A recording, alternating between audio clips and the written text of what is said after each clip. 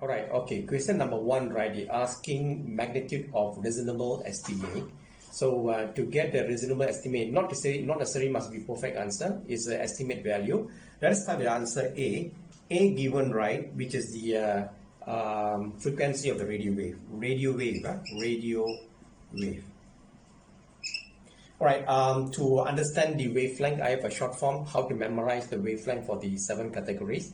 The electromagnetic wave, start with the gamma, X-ray, ultraviolet, visible, GXU, VI, M, your R. These are one sequence, where the V stands for the visible light, the wavelength 10 power of minus 7 meter, followed by infrared about 10 power of minus 5 meter, and microwave about 10 power of minus 3, and then for radio wave is 10 power of minus 1 meter. But the answers right for A given is a frequency is a 500 picohertz. So what is supposed to do, right? The one that I show here, right, is actually the sequence for the wavelength. For radio wave, we have 10 power of minus 1 meter. So therefore, in order to calculate the frequency, follow the formula C over lambda. Therefore, C is 3 times 10 power of 8 divided by the wavelength, which is 10 power of minus 1, then it's about equal to the 10 power of 9 hertz. If you convert to the prefix, then it will be gigahertz.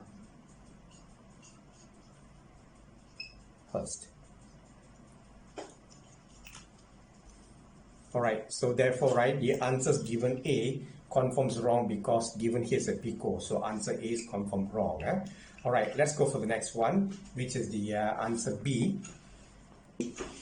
Okay, answer B, right, they mentioned that, the mass of an atom. So B, right, mass of an atom, there is many atoms in our periodic table. You can choose any atoms. Let's say I start with the uranium, 2, 3, 5, 92 uranium. So this uranium, right, consists of 235 nuclear numbers. So therefore, right, the mass of uranium is about equal to the 235, okay, of the mass of the proton.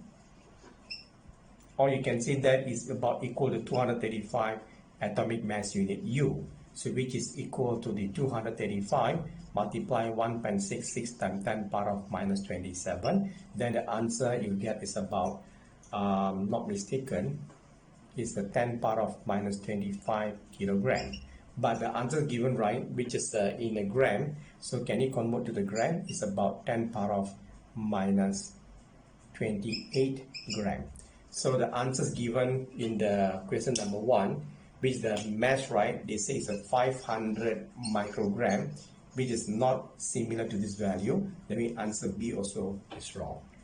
All right, okay, let's go for the answer for the C.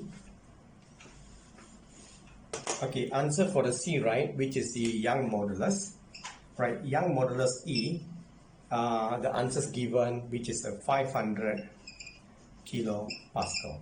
500 kilopascal. So for your information, Young modulus for the metal, normally the value, right, is about 10 power of 11 or 10 power of 12 pascal.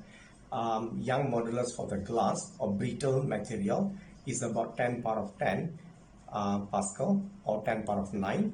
And then for the E for the rubber or polymer is about 10 power of 6 or 10 power of 7. That's the one value. But look at the answers given, right, is a 500 kilopascal, which is very far from the answer A. Therefore, answer C also confirmed is wrong. Okay, and the last answer, answer D, which is the wavelength of green light. Answer for the D, they say wavelength of green light, which is given by 500 nanometer. Right, for your information, the wavelength for the visible light, okay, visible light, the wavelength, which is about 400 to 700 nanometer. So this color, right, is a represent, this is a sequence actually, the range. This one is referring to the wavelength for the violet. This one referring to the wavelength for the red. So therefore, right, lambda green lambda green, it must be 4 between this value. So obviously the 500 given here, right, is about a correct value. So that's the answer. The answer for number 1 is donkey. All right, question number 2, right? Okay, there is, let me show you the shortcut method to solve this question. Right, question number 2, right? You have this concept of the homogeneity of the equation. When I say homogeneity, right, of course you already learned in your class. So homogeneity, right, the unit on the left-hand side, it must be equal to the unit on the right-hand side. So I think that's an easy way to solve this question. So answer for the A, let us try with number A first. Answer for the A. Equation given V equal to square root G L over your 2 pi. This is the one equation given. So we know that, okay, you can split the equation to 2 pi. On the left hand side, the unit suppose ms minus 1, and followed by on the right hand side, the unit for the free fall acceleration, ms minus 2, and then the length is meter, 2 pi, there's no unit, then this one is square root. So here suppose m squared s minus 2, and then square root, the answer become ms minus 1, which the unit on the right hand side is exactly same on the left hand side. Therefore, I'll say that the equation, right, is homogeneous. Most likely it must be correct equation. So answer A confirms correct.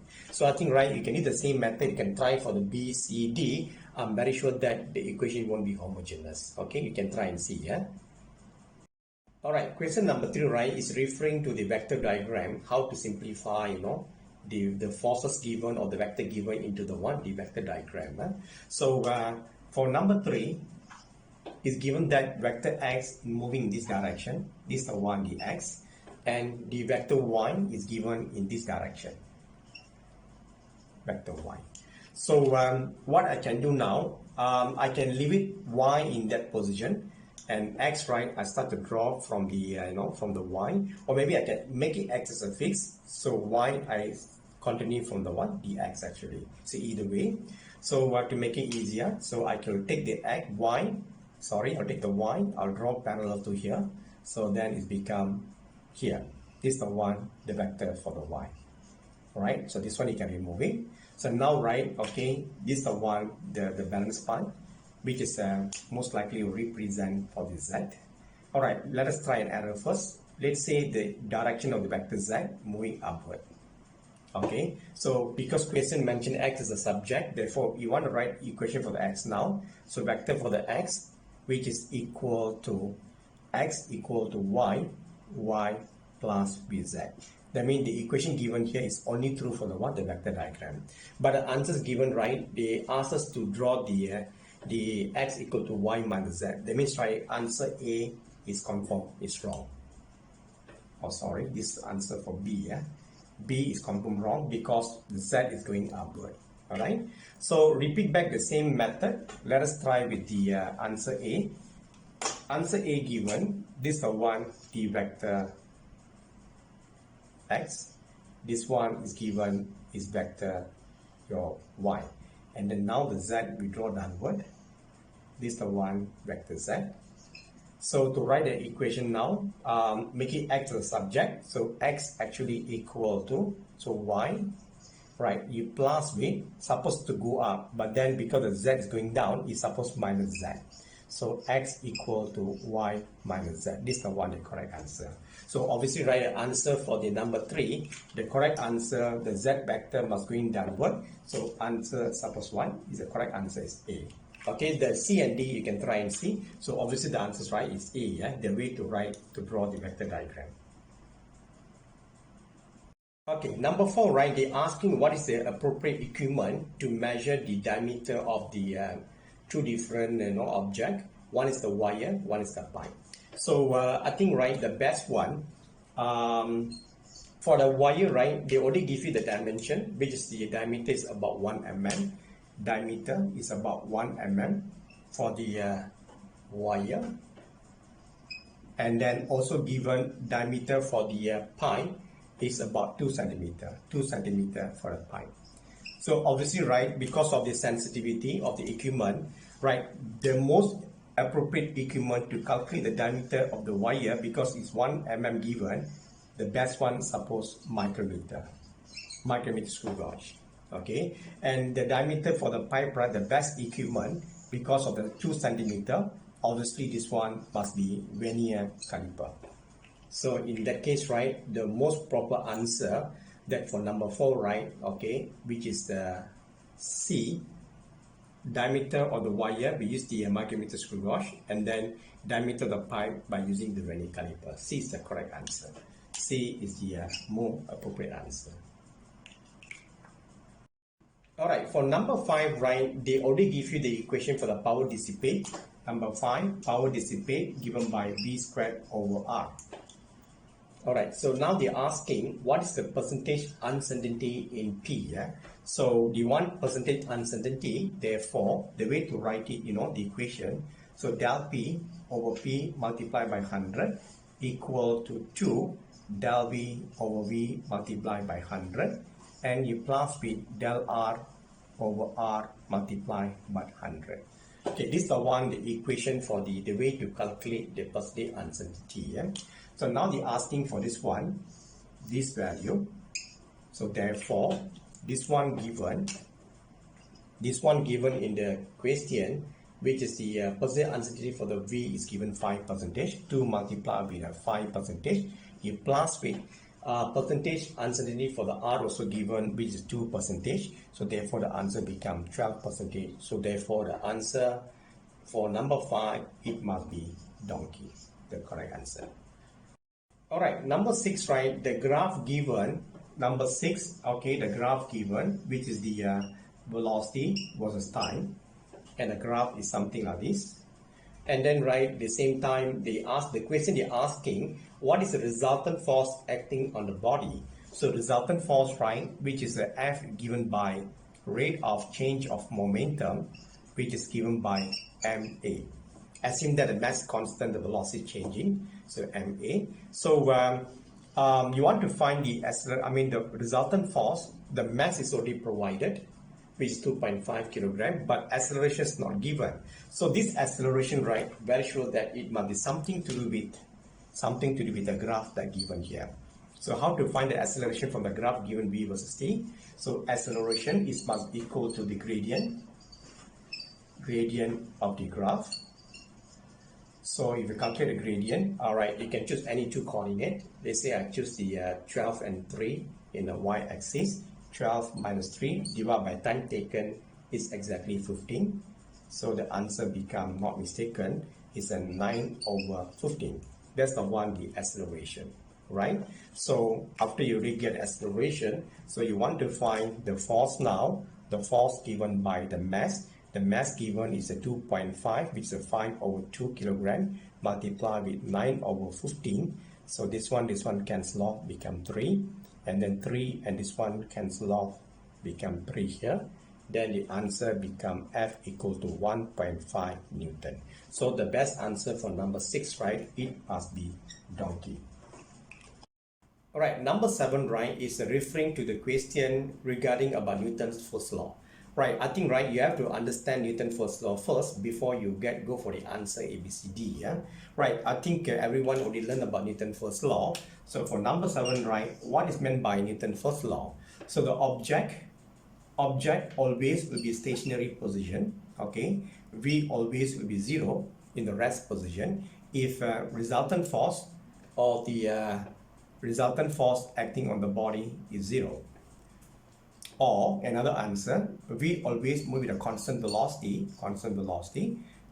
with a condition given the resultant force acting on the body is 0.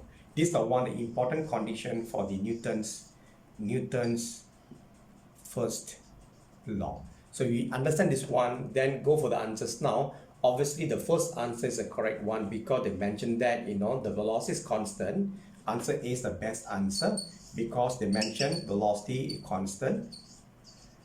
The same time, they mentioned that the resultant force,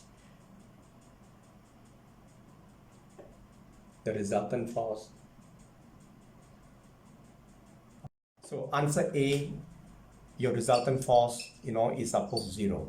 Right, if resultant force is not 0, alright, then of course the velocity, right, it won't be constant. So obviously the answer is right. The correct answer, suppose A. Alright, number 8, right, the asking the meaning of the resultant force. Alright, the meaning of resultant force, which already explained under question number 7, the definition for resultant force F given by rate of change of momentum. This is the one, the formula or the definition. So you use this formula. So the best answers, right, alright, obviously it must be based on the formula here. Can I put this way? F actually equal to the change in momentum. Change in momentum per unit time.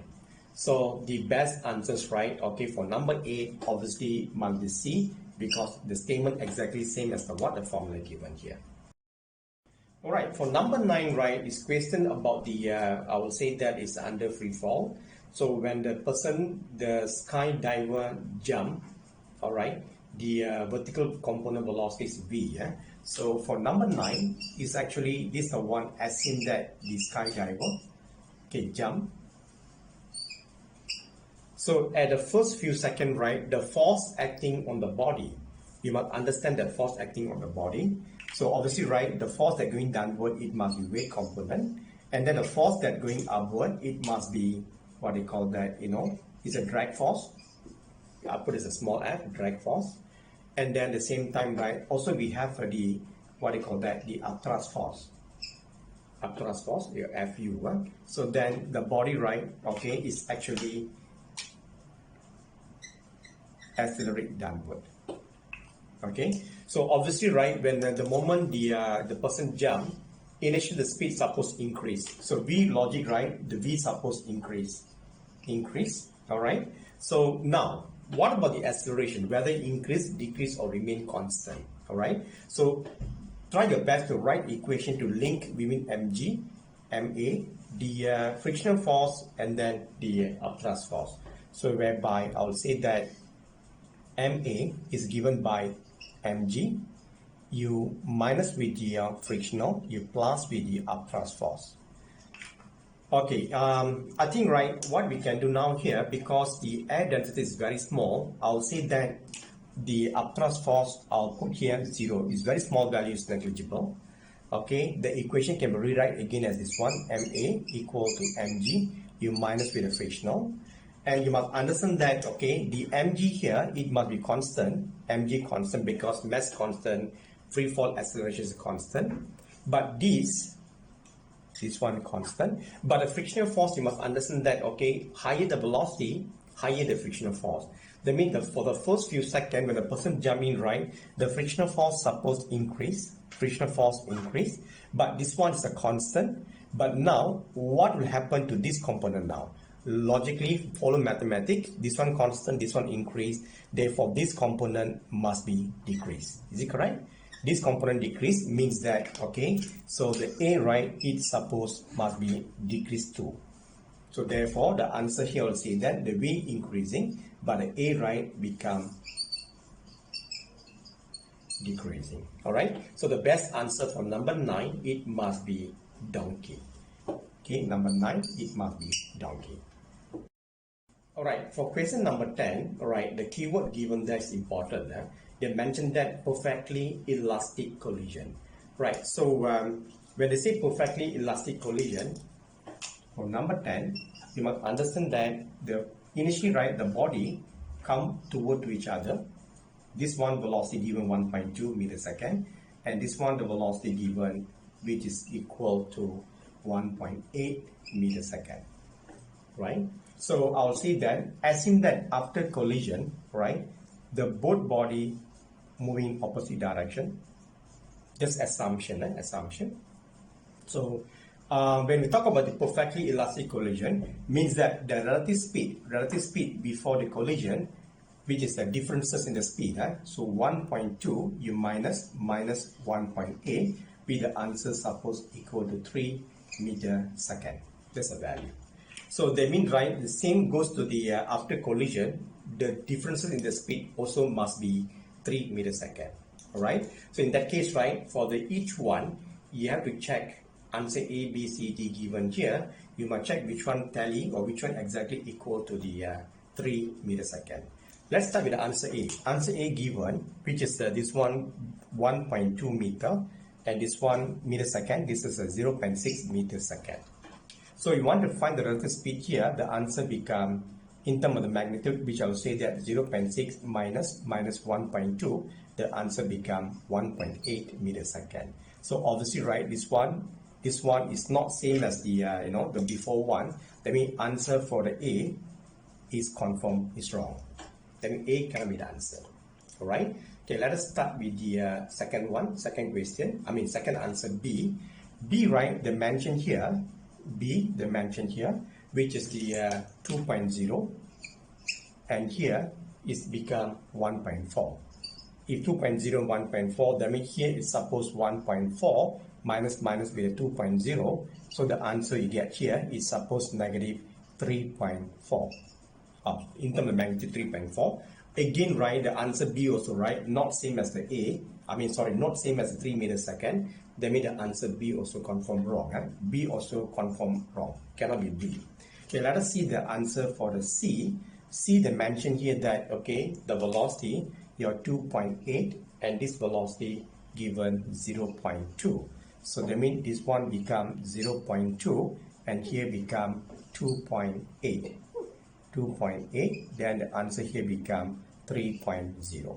That means right now for the answer C, the relative speed after collision same as the relative speed before collision. So obviously the answer right, suppose the C is the correct one, right? But let us try for the D. Confirm D is wrong, but let me give the explanation for the D. So for the D, right, so which is the this one given 3.6, this one given which is the 0.6. So that means right here become 0.6 and here become 3.6, right? So the answer here becomes suppose your 4.2, which is not same as the one the before the collision one. Therefore, right, answer C, answer D is confirmed wrong. So the best answer, right, suppose the answer C. That's the one the answer.